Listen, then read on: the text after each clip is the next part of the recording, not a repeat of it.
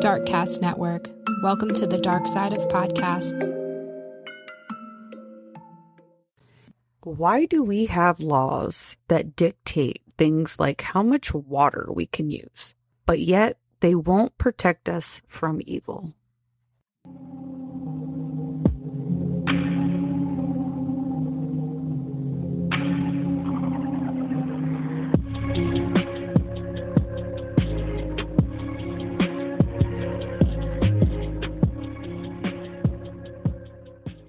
Hey everybody, this is Tiffany, the host of Crime Connections, and today I am here with Paulette Buchanan, who is the author of Fighting for Justice, Religious Fraud, Mental Illness, and the Collapse of Law and Order, which is pretty much for anybody who's dealt with abuse, not only from a perpetrator, but also from the system. Thank you so much for being here. I really appreciate it. This is so important. Yeah, it really is something that affects everybody now because we're having such a breakdown of law and order everywhere. Some places worse than others, but it really is a pervasive problem crossing all gender, crossing race, crossing political party affiliations, crossing everything. There's so many people who are being affected by it, rich and poor alike. Oh, yeah. I mean, crime does not discriminate. It doesn't care how old you are, what color you are, what neighborhood you live in. It doesn't matter. Yeah, it's pretty bad. And, you know, when it happens, there's so many people, and I have to say for even myself way long ago, because in my case, it's my brother who has been breaking the law. You quickly find out that you call the authorities, of course, you make the reports, you do everything, and then you find how utterly broken and corrupt the system can be. We were told by both state and federal authorities when they admitted, yes, my brother's breaking the law, but we're not going to put out the money. There are bigger crimes out there. It's like, well, how big does a crime have to be? And what's the message that's being sent to people, both to the victims and to the criminal? Basically, the message being sent to the criminal is, have at it, had a great time, because we're not going to get in your way. And the message sent to the victim is, you're on your own, and don't even think about retaliating or trying to get any justice, because then we'll go after you. Yeah, I've talked to so many other people who, again, got that rather disturbing, eye-opening experience when something happened to them. When my husband and I testified in Connecticut to try to get some stronger laws enforced, specifically against stalking, since that was one of the crimes my brother was committing against me. I had an arrest warrant against him for harassment, but we were trying to strengthen the stalking laws as other states had done. And this was several years ago before we left Connecticut. We left Connecticut about 10 years ago. This was a few years before that. And we got to meet some other victims. And one in particular, her disabled son was being stalked by a group of people, one of whom had sexually assaulted this young man who was mentally disabled. Apparently, he'd been doing a little bit of volunteer work in a fire department. And one of the other, either a volunteer or one of the people who had been hired there, I don't know what the situation was, started messing with him. And he was cognizant enough to tell his mother about it. She tried to get the authorities after this guy. This guy had been convicted already for molesting children. And she couldn't get anywhere. She could not get anywhere. And with the stalking, at one point they tried to kidnap her disabled son off the porch that he would, sit out there in the morning and stuff. And she was inside keeping an eye on him. And she noticed his car drove up, and they lived on kind of a quiet road. And she noticed these people getting out of the car and moving quickly toward her son. She got right out the door, and they, turned around, hightailed it. She wrote down license plate numbers and everything. And like with our situation, the police told us, we're trying to do our jobs, and we want to see, in my case, my brother arrested. And we had the arrest warrant out on him. We were trying to get him extradited for more serious crimes because he actually committed death threats against us. But we were told time and time again that the state's attorneys, which is like other states' district attorneys, simply would not enforce the law. And we had sit-downs with our legislative aide who went to some of these meetings with the state's attorney and tried to reason with them to say, look, This is in everybody's best interest. You see the rap sheet that my brother has. You see the history that he has. You see the posts that he's writing online. You see the problems that we're having. You would not want this happening to you. And I'm sure every single judge sitting in this county's court would not want this happening to them. Our own representative chewed out the chief state's attorney by telling him if this were happening to our governor, he would have been arrested on both state and federal charges. So, you got to be connected, I guess. You got to have the right last name. You got to have the right party affiliation, whatever it is, to try to get the laws enforced. And it's very frustrating. It's very eye-opening. And the more we talk to other attorneys, it was actually a civil rights attorney in Connecticut who encouraged me to write a book about our experiences, because she said that you, first of all, are not alone, and you are going through something that other people have actually gone through worse. And she said there is a real problem of court corruption in this country that we need to get addressed. And they need to hear from victims. They can hear from lawyers all they want to, but they need to hear from the victims. And so she really encouraged me to write about our experience. And I did. Went through other attorneys to review it and review the websites, everything. And I have to say, in so doing, and this is where I encourage other victims of crime, is to get your voice out there. In doing so and getting this information out about my brother, who is a limited purpose public figure, he claims to be a ministry leader and a business leader, photographer. So he's putting himself out there into the public eye. And as so many attorneys have told us, once they do that, they're open to public scrutiny. These websites in the book have actually helped to silence him, and have also helped to warn other people who were believing him, and even some of them were joining in with him in harassing us, stalking us. Once they found out the truth of who he was and what he was up to, they turned on him. And so it has worked to silence him to some degree. I think we're always going to have to be vigilant. And each case is different. I mean, my brother, yes, he is dangerous. He has guns. He has severe mental health issues, apparently. But I do encourage victims to speak up, because one of the things that people who do these crimes want is to crush your spirit and shut you up. And you can't let them do that. And you've got to do it right. And we consulted with so many attorneys, and most of them, the majority of them, it was a free 1-hour consultation.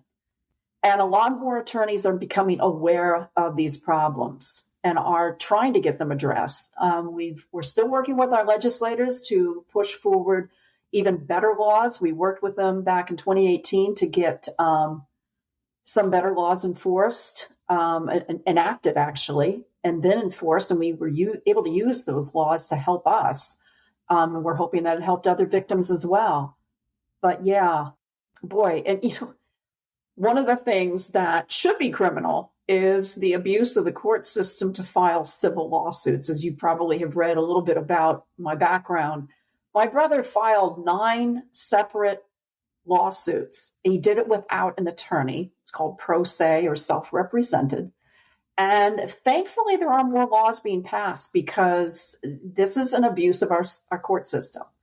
And unfortunately, a newer generation of judges, they allow these cases to go forward. On the face of it, you read them at first page, they are ape crap crazy. They're making claims that have no basis in reality. And that's a lot of what he filed. And an older generation of judges, and we've spoken to a lot of good judges who still do this, they see these things coming across. They can smell them a mile away. Their court clerks hand them off to them and say, basically, get a load of this one. They're not even given a docket number. They just say, throw it out. We're not going to allow this person to abuse the court system this way and weaponize it against somebody that they're targeting, either stalking or just harassing in one way or another. Unfortunately, a lot of the judges that it went across in 3 states, state and federal court, they just let them fly through. And it really is a denigration of the court system. Judges need to be held accountable for this. And we've been speaking and working with our legislators, and they're saying absolutely, because they're hearing it from their constituents in different counties. different states. And so thankfully some laws have been passed to kind of tighten this up. But in 2 of the 9 lawsuits he filed, he filed in probate court. He tried to exhume our mother, not our father, and they're both buried in the same plot. He tried to exhume my mother's body, our mother's body, and take possession of it. That's how insane and the extent to which they will go. And it's not just the one brother. He's kind of the leader of my 3 other brothers. They all have police records and mental health issues and everything else. And it kind of bleeds over into so many questions have been asked. Well, where did this come from? What were your parents like? And well, my parents didn't beat up on each other. They didn't have alcohol problems, drug problems, but they had relatives who did. And, I go into my book about nature versus nurture. And, certainly my parents were not perfect. They both really had issues with depression. And I think they did the best they could, but it was pretty overwhelming. And even I'm the youngest. My 4 older brothers were born in the 50s. There wasn't a lot of mental health available for really much of anybody, never mind children. But they really started early on exhibiting the problems of basically pathological behavior. They really lacked empathy toward other people. They seemed to enjoy inflicting pain or watching other people in pain. These are early symptoms. And I've talked with psychiatrists and psychologists, child development people, and they are now, and I've read articles about it, they are now coming out with where does the origins of this come from? And they're identifying certain characteristics that some children exhibit early on that are strong indicators of truly psychopathic behavior later on. You then combine the problems with alcoholism and drug use in with my brother's problems. And it's just a real cauldron of evil. There's no other way to put it. I mean, it's just very disturbing. And then there's just, I go into my book about the history of why we don't have a mental health system. And of course, that bleeds over into the whole issue of gun control and who can get guns and who can't. And, I'm an advocate of gun rights, but I kind of wish we had the same system that like Switzerland has, where you can get a gun, but you have to go through a bunch of reference and checkpoints, basically, to see, are you mentally capable of handling a gun, of owning a gun? Do you have any underlying mental health problems that would cause you to use this as a weapon? Bottom line of it is you can outlaw guns all you want to. Very mentally ill people, severely mentally ill people are going to use knives. They're going to use automobiles. They're going to use their bare hands. They're going to use whatever they can get their hands on in order to do damage. It's a very, very difficult issue because many people don't understand the mental health problems that are in this country. And the fact that we don't have a true working mental health system is, you get legislators who really need to be better informed about the problems with this. And I bring it out in my book. It's very, very lacking in compassion when you have severely mentally ill people who truly cannot take care of themselves. And they're committing all these crimes. And you cannot get help for them. I've talked with lawyers about what could we do. We've shown them like a snapshot of all the things that my brother, this one particular brother, has done. And they said, you know what? We can't get the judges on board with this because the legislators also, they don't have a strong commitment law. You cannot permanently commit somebody until they murder you. I mean, we've been told that by attorneys. The only way we can get him permanent mental health treatment is if he murders you. And he said, unfortunately, I've had clients where that happens. I know, isn't that ridiculous? And this is, it bleeds over to why we have so many problems in our society. Yeah.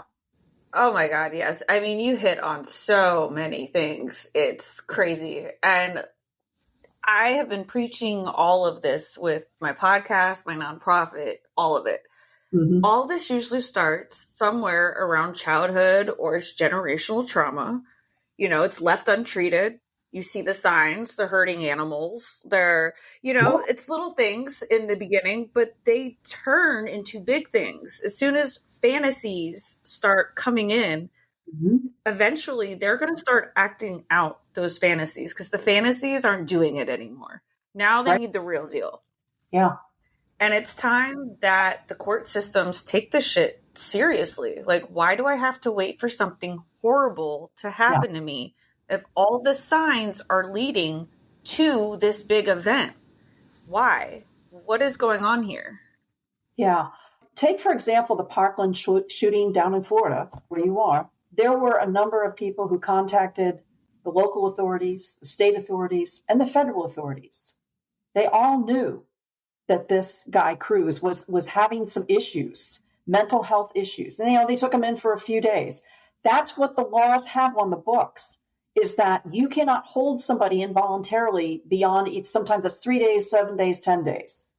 That is not enough time to address severe mental health problems. Could you imagine? Let's translate this over into Parkinson's disease or Alzheimer's disease. These are incurable diseases, just like schizophrenia, sometimes severe manic depression. These are something organically wrong with the brain. And if you were to treat Alzheimer's patients that way, well, we'll treat you for 3, 7, 10 days, and then you're out on your own. That would be considered malpractice, basically. Why is it we are not doing this with the mentally ill, with the severely mentally ill? I'm not talking about somebody who battles with depression from time to time. I'm talking about somebody who believes that God has called them on a special mission to wipe out people, to murder people, and that they do seem to get perverse pleasure out of causing damage. There are such people who live and exist, Ted Bundy, the Unabomber, Ted Kaczynski. These are people, you cannot reason with them. There is something organically wrong in their brain. And they've actually done MRI scans on the severely mentally ill, people with schizophrenia, for example. And I'm not trying to castigate anybody with schizophrenia into this. Not every schizophrenic is a mass murderer, okay? But when you do have people expressing really disturbing thoughts, when you have them acting out on some of those thoughts in very destructive ways toward themselves or toward other people, and usually, unfortunately, it's toward other people, they have actually done brain scans on these people, and they find that there is something organically wrong with the functioning of the brain, where the centers are for empathy and compassion, for emotional expression, is not normal. And so we are talking about an actual condition, and you can go into, why were they this way? Is it again, nature versus nurture and all this stuff? And I'm sure it all factors in there, drug abuse, alcohol abuse, anything like that. We need to really have the courts, the legislators need to say, we need to bring back sane mental health commitment laws for long-term or permanent commitment for people who simply are not capable of holding down jobs. And many of them are getting government benefits anyway. We'll put them in a mental health facility where they can receive some of the treatment they need. Are they going to be easy patients? No. But there are ways. We have, I've heard this the whole thing. Oh, there were really bad mental hospitals. And you know what? There were. There are really bad nursing homes right now. And there are really bad hospitals out there. What do we shut them all down? No. We take steps to improve them. And that's what we need to do. We need to work hand in hand with private mental health facility companies, something where they are state monitored, privately managed, and again, state monitored, because you don't want the cruelties that happen even in our nursing homes today. I've spoken with, it was last year, this past year, two sisters approached me at one of the book selling festivals that I was involved with. And they have an elderly mother that they have been trying to get adequate care for. She's in a nursing home, but the nursing home has had many, many complaints against it. They've used so much of their time and money with attorneys trying to get something done. The courts are not cooperating, and the courts just don't care.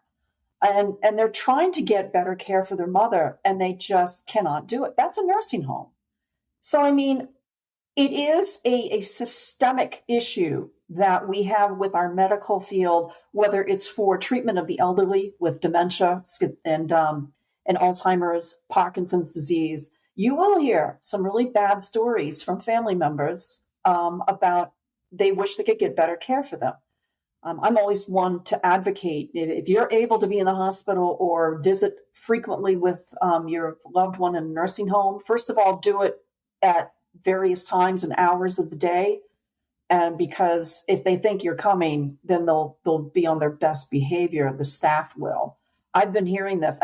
This is something I've been hearing from like social workers and other people. It's like, you've got to make sure you're showing up at unexpected times. So you're not seeing them sitting in there in their fecal matter, that they're being attended to, and advocate for your loved ones. I'm always saying that because there are horror stories out there. So take that then and turn it to the mental health system. There were bad hospitals, mental health hospitals, both state and private.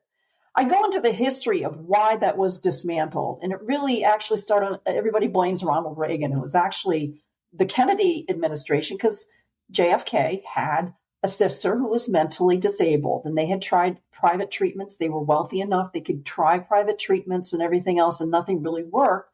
She had something she was born with, that she was never mentally capable of functioning, really.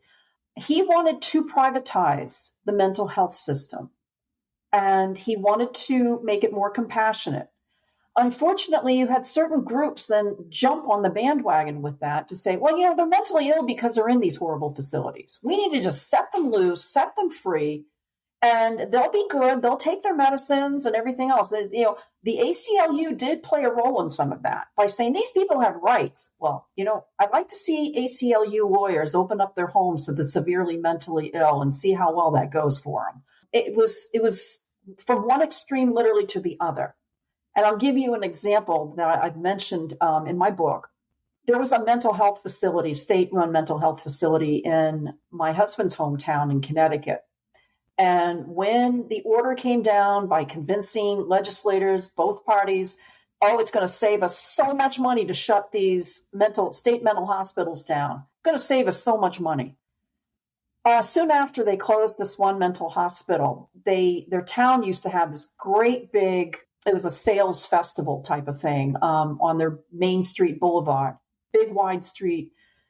It was a big event. A lot of people came for even, outside of the town, because it was good sales and everything else. In broad daylight, this little girl was stabbed to death as she stood next to her mother by someone who had been recently thrown onto the streets because they shut down the state mental hospital. He was severely schizophrenic. He had a history of violent outbursts. They put him out on the streets. And, if you need anything, just go to the community health center. And those community health centers, they don't do anything. And you couple that with the fact that the commitment laws themselves had to be chucked out to where, we can only involuntarily hold people for 3 days, 7 days, 10 days. It varies from state to state. And so this little girl lost her life as she stood next to her mother while this guy stabbed her to death in broad daylight. And that's crazy. It is tragic, and it's preventable. It is preventable. And right at that moment, honestly, the legislator said, we're going back into session. We can't have this happen again. But nope, they didn't do that because you want to save money. Well, and think about how much in terms of money. If you're just going to think money alone, look at how much it costs. San Francisco, just one city. Look at how much it costs them to clean up their streets. And I'd like to know where those environmentalists are with all that fecal matter and urine and drug paraphernalia and the drugs themselves washing into San Francisco Bay. I'd like to know, where are they? They should be screaming up a storm because this is raw sewage being put down into the bay by all these people you have to pay these people to clean these streets. You want to talk about the lives lost. You want to talk about all of these problems and how much, and again, businesses are fleeing places like San Francisco because there's no law and order. And you have all these dangerous people, they can't take care of themselves. They have mental health problems on top of, drug addictions, severe mental health problems that they were no doubt probably born with. And we do know certain drugs will worsen that problem. It really is such a simple solution. And yet, they want to talk about saving money. They have actually expended far more money. Prisons are not a good mental health treatment center, Oh, yeah, no. No, no, no, Yeah. no. And that's the Nope. thing. They want to lock everybody up and then not even try to rehabilitate them. And then you put them right back on the street. Even if it's like a pedophile, clearly this person has an issue. Did Mm-hmm. anyone try to figure out why? Was he a victim himself? You know what I mean? Like most of these people who do these horrific crimes are victims themselves. Yes. Either A, they don't know that it's wrong, B, can't control it. So Mhm. why not try to rewire the brain so they don't think this way? So they have coping mechanisms when they want to do these things. We need Yeah. to try to help these people, not just release them and say, good luck. And that's exactly what they're doing. I can remember talking to a woman, it was part of a mental health support group. And this one counselor talked about how one of her clients came to her and said she was a pedophile. And she said, I know as soon as I'm released from here, I'm going to find a child and I'm going to go after them. I wish you would keep me in here longer because I can't control myself. And the state law said, no, you're free as a bird. You served your time. Yeah, you paid your debt to society. No, they didn't. They didn't pay their debt to society. They didn't pay their debt to their previous victims. And she begged to be kept in prison because she knew herself so well to say, this is a compulsion. I can't give it up. So, I mean, when you have somebody cognizant enough to know it is wrong and it is destructive, and yet they cannot stop themselves. They're cognizant enough to know, I cannot stop this. I need to be held, so I cannot do this again. We're doing everybody a disservice.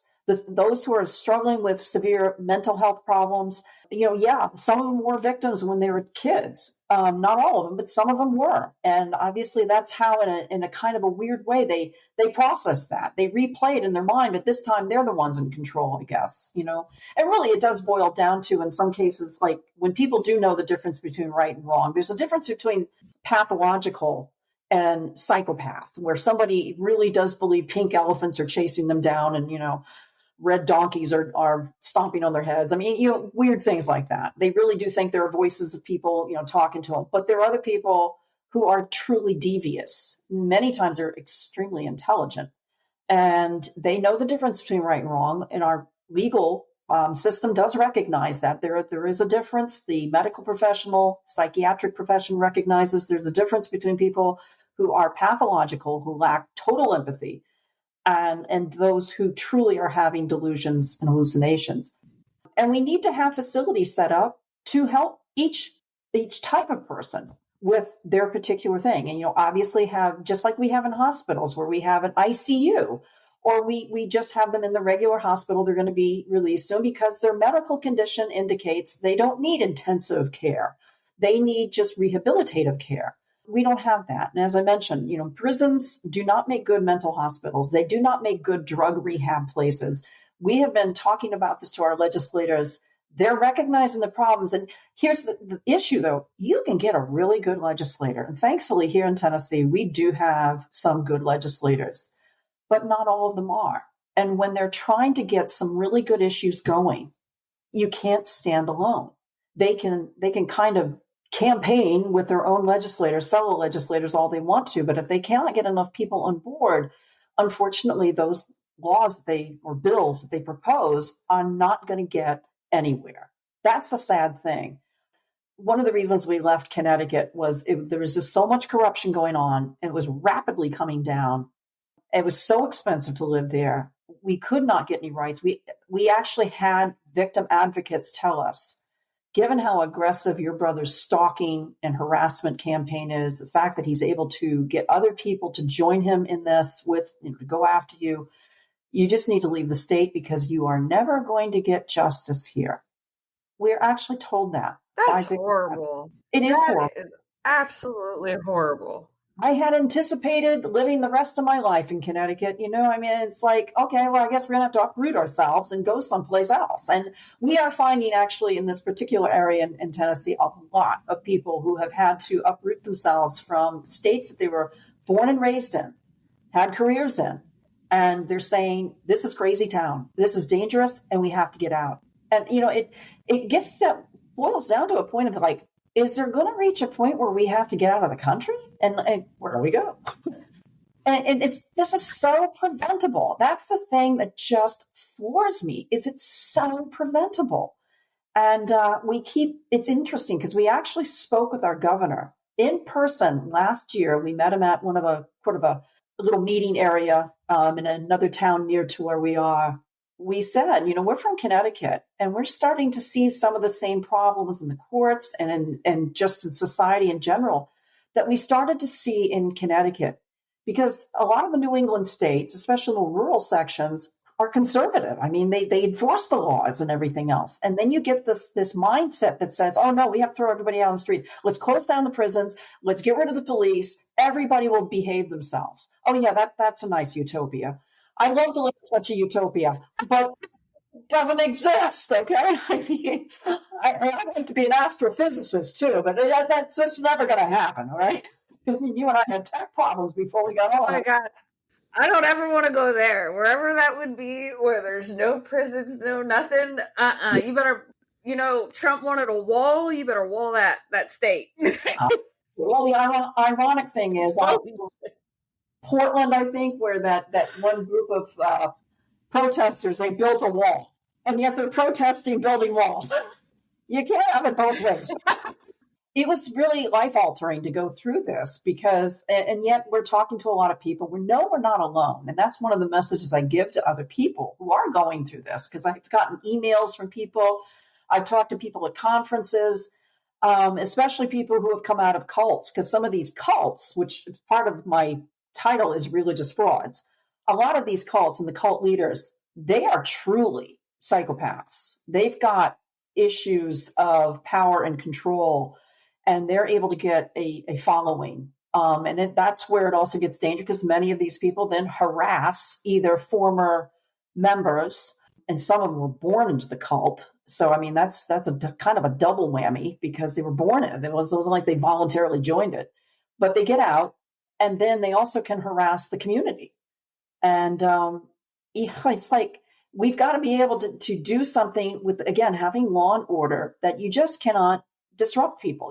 One of the foundational principles that the English philosophers talked about, some of the French philosophers talked about 300 years ago, was the idea of life, liberty, and the pursuit of property or happiness.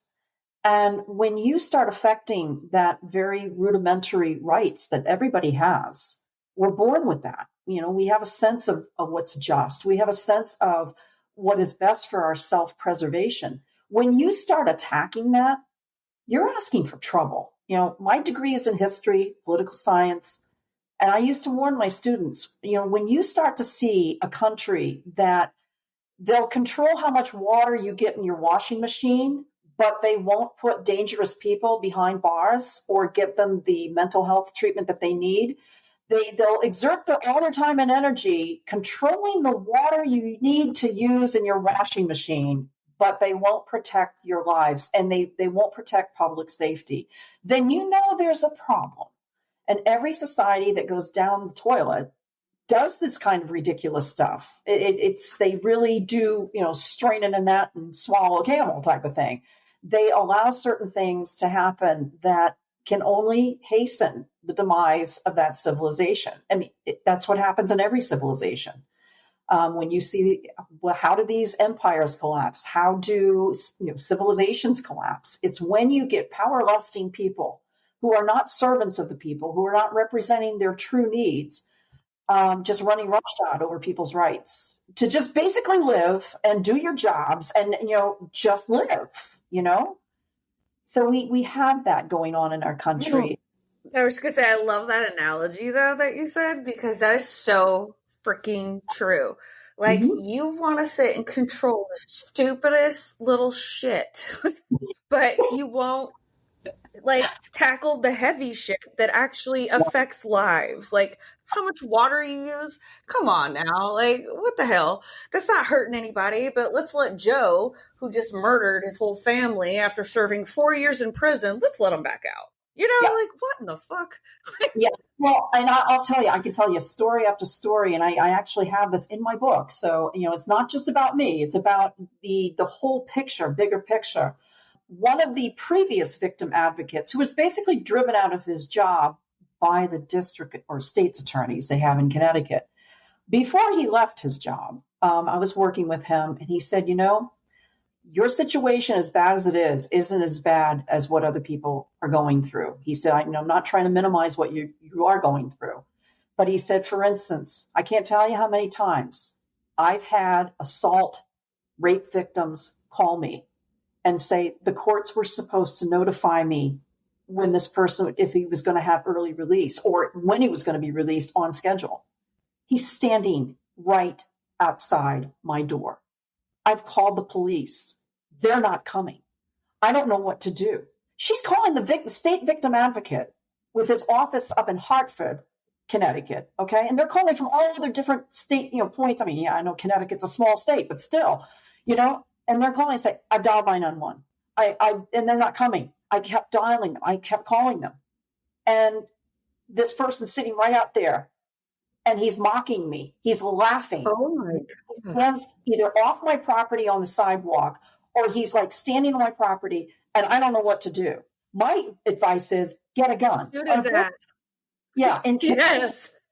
This is one of the other reasons why we left, because we were told by attorneys, if your brother comes on your property, you can't shoot him on your property, even given the long history, unless he's coming after you with a knife. And even then, you're going to have to face a trial. And they actually joke, if you have to shoot and kill somebody to try to protect yourself, you need to drag them into your house to make it look like you did it there. Stupid. We were told that even by state troopers. It's like, you've got to be kidding me. This is somebody who has proven to be a verified danger. He has a record of assaulting women, his own ex-wife and female neighbor. And he's making all these horrible threats to do damage to us. He's getting his cult followers to do damage, and harassing us and all. And it's like, you've got to be kidding me. And so we came to a state where, in fact, we've had some of the law enforcement here say, we know the history. You've told us the history of this. Even if you're in public somewhere, you're in the parking lot, some business, and you see your brother coming after him, you have your pistol on you. You can shoot and kill him there or at least wound him. You can defend yourself because there's a history. We know it. The courts will acknowledge that history. I couldn't get that in Connecticut. So, there are some states that, again, we are getting an influx of people from all over and troubled states. And, in our state in Connecticut, it was both Republicans and Democrats.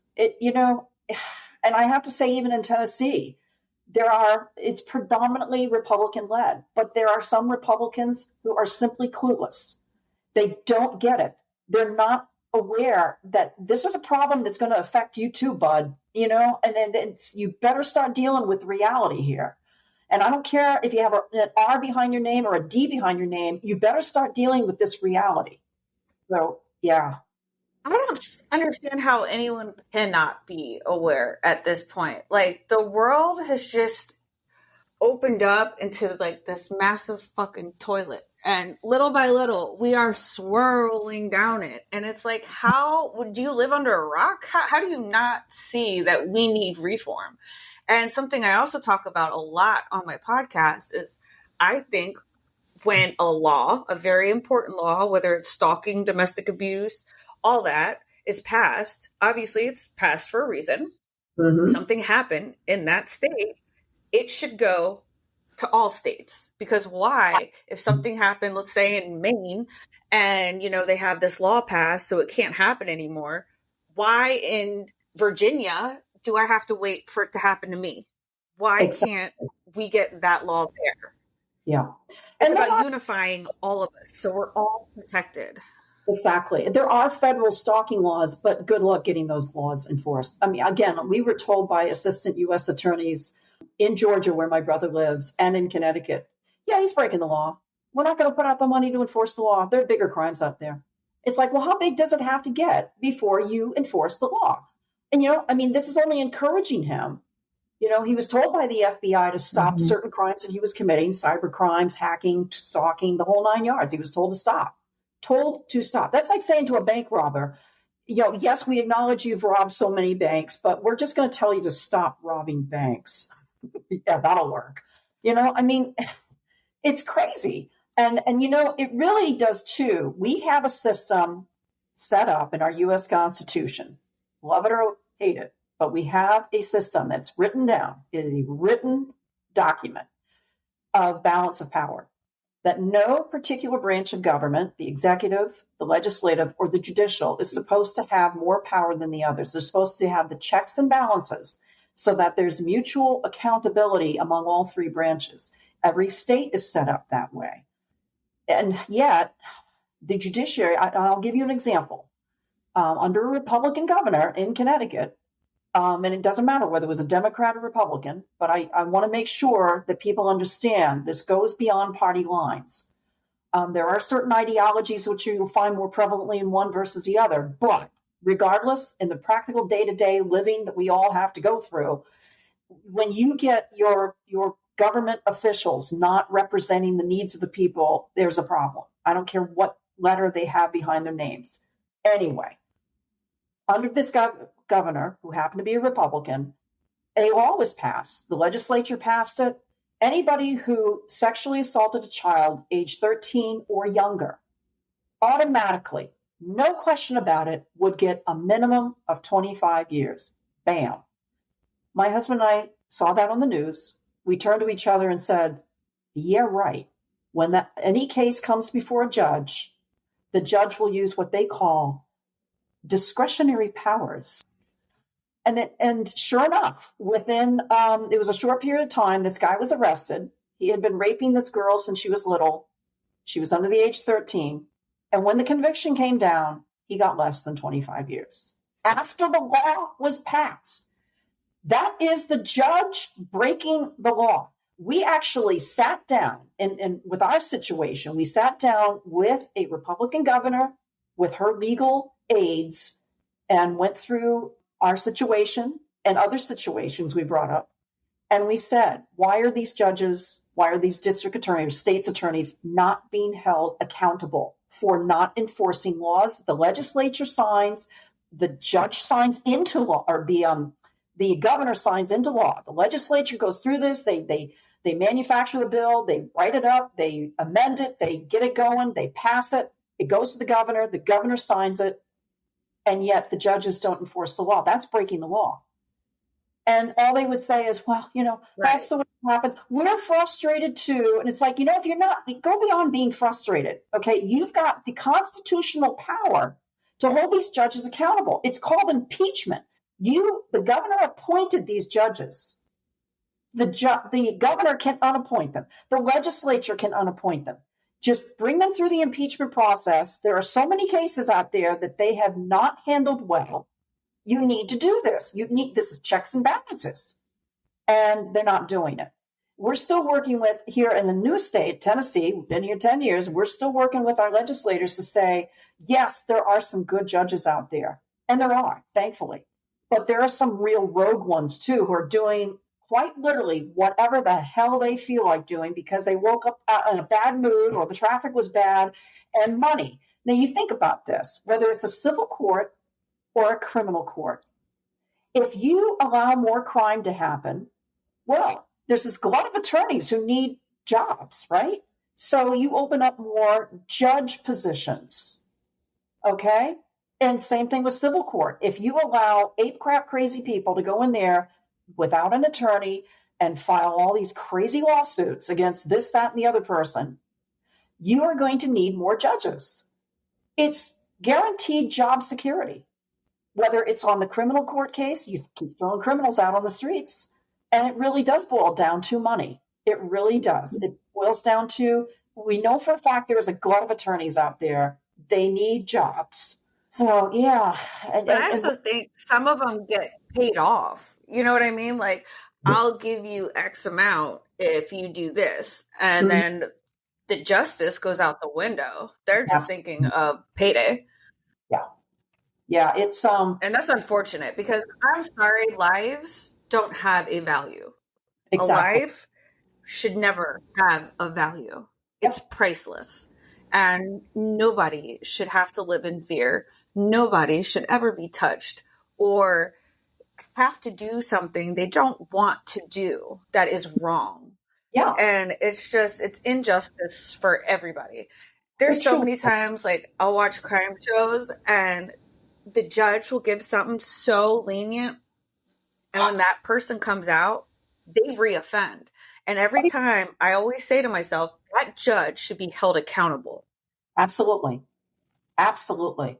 And they're not. I'll give you an example from one of the attorneys we had. And he freely admits, he does get counseling because he says some of my cases are just so emotionally damaging. They're so upsetting to him. And he says, I've got to find a way to cope with this. He was telling us that the situation, his client was a woman and her offender had really beaten her up, everything else. He was in jail and the opportunity came up for early release. And he argued strenuously before the judge, please do not let this guy out. He's making death threats in prison against this woman, my client. The client herself testified, please, judge, please do not let him out. He is promising to kill me as soon as he gets out. I have nowhere to go. I need help. Please do not have him released. The judge ignored her, ignored this attorney, and released him. And guess what happened? She was killed that very day that he was released. And he suffered with that. Oh my God. And do you think that judge is going to be held accountable? No. And this is part of the problem. That's not right. It's evil. There is true evil that exists in this world, and that's it. That's one of that is evil for a judge to do that. And this attorney, he said that, there's so many days he just feels like throwing in the towel, but he says, I've got to be the one who advocates for these people, and thank God there are good attorneys and there are good judges, but there are those who, again, I think in some cases too, these judges are more afraid of the criminals than they are, of course, of any ramifications. Because again, it's so hard to get a judge disbarred. It's so hard to get an attorney disbarred. And then I think there's a whole range of issues that go into why are these judges not doing their jobs. And we've heard from judges themselves who say, I'm of the old school. If somebody breaks the law, it's not my duty to interpret the law. It's my duty to uphold the law. That's my sworn duty, is to uphold the law. And if the law says I have to sentence them to 25 years, then I have to do that. I can't say, well, no, I'm a law unto myself. I can do whatever I feel like doing. Because that's it. And again, they have an idea of integrity, of respecting the court system. But unfortunately, we're getting far too many. You have to trace it back to the law schools. What are they teaching them in law school? That they're justifying this kind of behavior, that they're actually, in a sense, promoting. And really, they are. They're promoting this. And to what end? I've heard, for example, you take a place like Chicago. One of the nicknames now for Chicago is Chirac, because there are sometimes more people being killed off daily in Chicago than in Iraq, And why are they turning this country into this hellhole of chaos? And I've dealt with this in political ideology. There are some people who think in order for you to create a utopia, you have to create chaos and destroy the existing order of things as it is. And that really does. I've talked with people who really believe that, who say, oh yeah, I'm all for making chaos and opening up all the prison doors, closing down the prisons and letting criminals run free, because that will create chaos. And then the government can step in there and say, oh, we'll save you as long as you do this, that, and the other thing. We're the government. We can save you. We know what's best for you. And it's like, you know what? That has never worked well in human history. I don't care what you call it. You can call it Marxism. You can call it socialism. You can call it communism. You can call it Robespierreism. You can call it, the Babylonian Empire, whatever. When you get totalitarian control, which the government tells you, I know what's best for you. That's why our Constitution starts off with, we the people. our founders never intended for government to have that much control. They came out of a government that was violating their rights. We were British citizens at one point. We said, no, we're putting our foot down. We're not allowing you to violate our most basic God-given rights. We're not going to allow you to do that. And that's, I mean, I sometimes worry, are we at that point where vigilantism is going to take hold and it's just going to be a hellhole in this country? And, you know, one of the things that our state and other states are aiming for is what is called a reassertion of the constitutional rights, where they're calling for state sovereignty. Now, I want to make clear to your listeners, I'm not calling for some of these, what they call sovereign states, where these people are almost like in a cult and they say, well, you know, we don't need driver's licenses. We don't need permits. We don't need to do anything. We don't need to stop at stop signs because we're a sovereign nation. It's not that same thing. We're talking about legislators. Yeah, they exist. They exist. We're talking about, again, asserting our constitutional rights to say, you know what, federal government, you're overstepping your bounds. We have certain laws here. We have the Constitution. We have, if you don't like something, amend the Constitution. Put an amendment in, see if it flies, okay? But there are so many regulations. For example, federal funds that come with all these strings attached of everything you have to do in order to get those federal funds. And they have nothing to do with the initial program for which you're getting those funds. So, you know, these are good things that I think some of our legislators are starting to push. And again, in meeting with our governor, he said to us, I'm hearing this from a lot of people from other states. It's like, you can't let happen to Tennessee what we escaped from in California or Connecticut or New York. Yeah. Absolutely. I mean, eventually we have to take a stand. And I think more and more people are starting to do that. More and more people are sick of this bullshit. They're sick of predators having more rights than the victims. You know what I mean? Like, there's no reason for it. And we're tired of it. And people are raising their voices now. We want to be heard. We want changes. It's just not changing as quickly as we want in the way that it should be. Yeah. And I'm honestly hoping for a peaceful resolution to all of this, because human history is littered with violent revolutions when people's rights are violated. And I'm very much concerned. Right. I've heard some people talking about, I'm ready to take up arms and do this and another civil war and blah, blah, blah. It's like, yeah, you realize we lost more people in the American Civil War than we lost in all of our other wars combined. Do you really want that? I'm really hoping and praying we get some peaceful resolution to this, where the states will simply assert their rights and bare minimum declare autonomy from the federal government to say, nope, we've got it handled here. We don't need your federal funds for this. You know what? We got it handled. And yeah, there's just too much craziness going on, and people are getting really angry. When I used to teach my classes, I'd say, you know, hungry people and people who have their rights violated make for very angry people. When you deny people their most essential services, whether it's food, whether it's, again, ability to live peacefully and quietly on their own land, on their own property, in their own towns, in their own communities, when you violate that most basic human right, I don't care what country you're from, it's a basic human right to live in safety and security. When you violate that, you're asking for trouble. Yeah. People only are going to allow themselves to be beaten down so many times. Government is getting into things that they have absolutely no right to. Like, how can you tell a person that if they want to be a man, a woman, whatever, that they can't, or they can't love whoever? How are you going to tell somebody who's been raped or has incest by their father that now they have to have this child? Like, you do not have the right to do this shit. Like, these are people's rights, and the government is just getting in the way of so many rights that people should have. They're concentrating on the wrong things. And I know, you know, there are a lot of ethical and issues that go into all of that, and there are going to be disagreements across the board. We've got to find a way to say, yes, we can disagree, but we shouldn't be blowing ourselves apart with this and riots and everything else.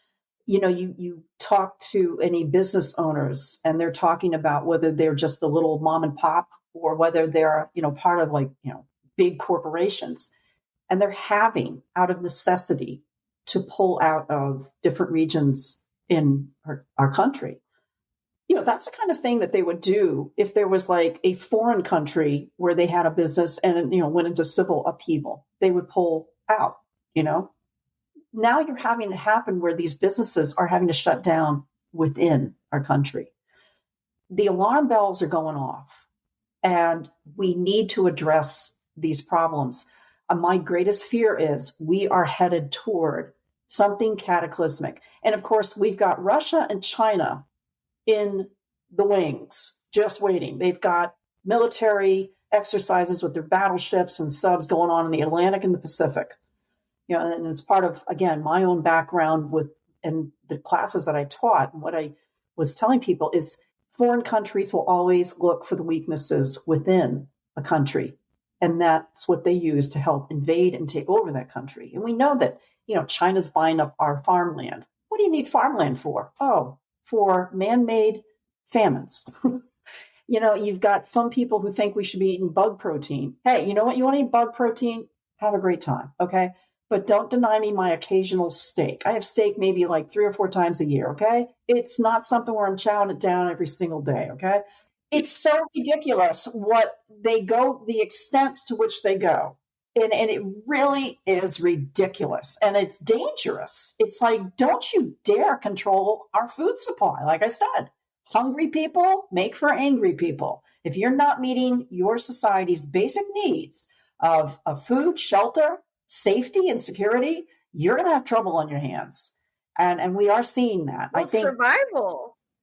Yeah. And it goes beyond a constitution. It goes beyond a written constitution. We have it written in our hearts that we have a basic human right to exist, to try to make a living for ourselves, to try to live in peace and safety, and to have, again, no interruptions in our own food, whether we grow it ourselves or whatever.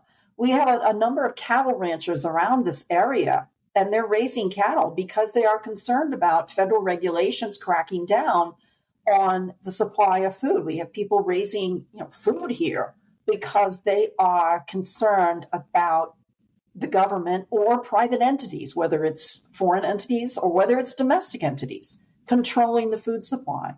And so I'm glad that they are doing that. I don't know if it's going to be enough, but, growing soybeans, growing corn, growing a whole bunch of other things.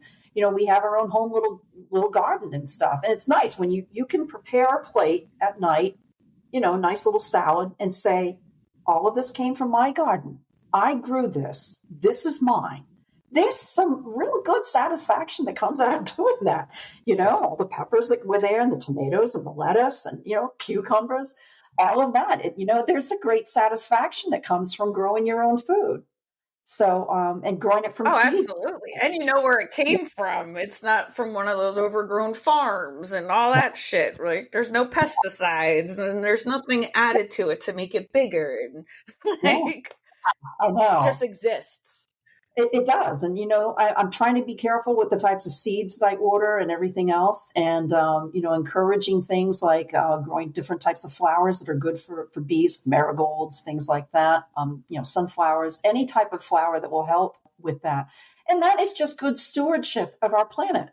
That isn't something where, oh, yes, it's a political thing. I'm doing this. No, this is what civilization has been practicing for, centuries and centuries, is just good stewardship of the land. You need your bees, you need your good insects.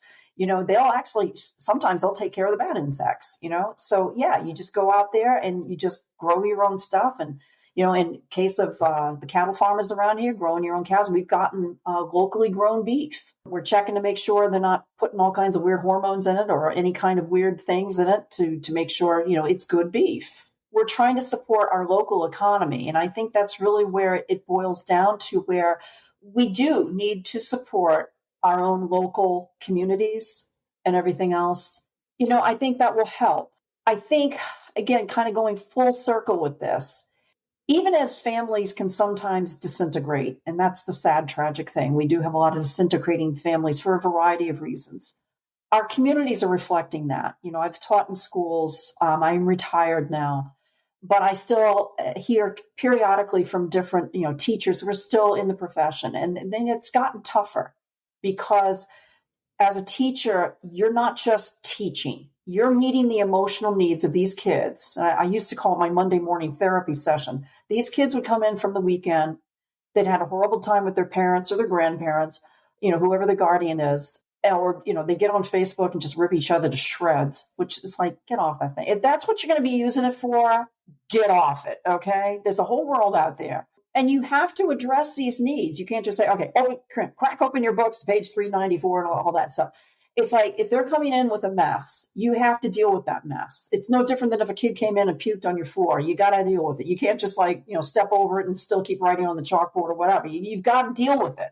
And that's one of the things that as teachers, more and more having to deal with. Why is my student falling asleep? Why is my student crying at their desk? Why is my student raising their voice at me and throwing a tantrum when it's like, wow, where'd that come from? You've got to address all of these things, and it's taxing. I give it to a lot of the teachers out there who are really trying to do a good job. And you can understand why now there's a shortage of teachers. When I first started off in getting my degree and getting involved in education back in the 80s, it was like there were so many teachers out there. It was hard to find anything in any kind of educational field, not just in schools, but in anything. I worked on the subbase in the Navy campus. So I was giving tests to people so they could get their college degrees and stuff, college credits and things like that. It was a tough field to get into at that time. And now they're begging people for jobs because, again, it's hard to put up with the psychological damage that we see. It was back then too, but it just seems to be a bit more now. And a lot of that then bleeds over into, if you're trying to get these kids, and I spoke to a principal about this earlier this year, and she said, we're trying to get these kids who come from dysfunctional families, we're trying to get them to realize the pride that comes from working at a job in a tech field that your society, that your community needs you to do, whether it's plumbing, electrical work, or whatever. Well, think about it. Yeah, those jobs, they can bring in some good money. Yet you have to show up every day, all that. But some of these families, they make more money selling drugs or producing drugs than they would working an honest job that benefits society, that doesn't potentially kill somebody. And it's sad. How do you then create a value system in that child to say, that's not going to work in the long run? You're going to end up in jail. You're not going to be able to get a job. It's a very bad cycle to try to break with these families where they watch their father and their grandfather. This goes well beyond moonshine. We're talking about fentanyl. We're talking about meth and everything else. And they watch the money come pouring in. And, they'll serve a little bit of time. Easy money. Exactly. They'll watch, they served a couple of years in prison and they're back out again, making meth, selling fentanyl, that kind of thing. And it is really, it's hard to break through to that, to these kids, to say, you're the one who has to say, no, it stops with me. I can't contribute to this breakdown of society. Because it's not just about you. It's not just about your parents or your grandparents. This is about all of society. And it starts with you as an individual saying, no, I will find a better way. And that's really hard to do. Money talks. Absolutely. No, I completely agree with you. And that's the area we got to start heading towards, because the shit ain't working. I put my book out as a help to people. Yes, I have to go through the whole history of, why I wrote the book, what happened and everything else. But, especially my last chapter, I deal with solutions. What can we all do no matter where we are? And I do, basically encourage people in podcasts. If you're in a state where they're not listening to you, then you don't owe them your tax dollars. Get out. Go to another state where you have at least a better chance of your legislators actually listening to you. Because this is not going to work well. We have to have a voice. We have to make our voices heard and recognize what it will take to do that. Recognize also what is happening in the world around us. I put in my book, everything we've experienced is a microcosm of what we see going on in the bigger part of the country, where people are having crimes committed against them and they can't get it to stop. and it's sad. Very sad and frustrating. Yeah. Where can people buy your book? They can get it on Amazon, Walmart.com. They can, if they go to my website, www.fightingforjusticebook.com, they will see a link there that takes them directly to Amazon, or they can just get on Amazon and look up my book. There are other books with the title Fighting for Justice, but they can use my name, Fighting for Justice, Paulette J. Buchanan, and they will find my book. It's on Kindle. It's in paperback. I'll put the link in the show notes too. Thank you so much. It's been a real, of course, talking with you, and I'm really glad you are also concerned about these issues and making this this information available to people, because people need to be stirred up to say, you know what, we need to do something to stop this. Only way it's going to is if we stick together, we make our voices heard, and we don't back down. Power numbers. Absolutely, and that's what we're here for. Yeah. Well, thank you so much for being here. This was a pleasure. Yes, thank you. Thanks for having me. I do appreciate your time. You're welcome. And your work as well. I appreciate that. Thank you so much. I appreciate that. Thank you so much for joining me this week. If any of my episodes resonate with you, would you please make sure that you reach out to me? It's very important that I know the work that I'm doing is actually beneficial. And if you just find good value in these, please make sure that you subscribe, you're rating, and you're reviewing. Share it with your friends, especially if you know somebody could actually use this information in their own life. That's what these are here for. Keep finding strength. Until next time.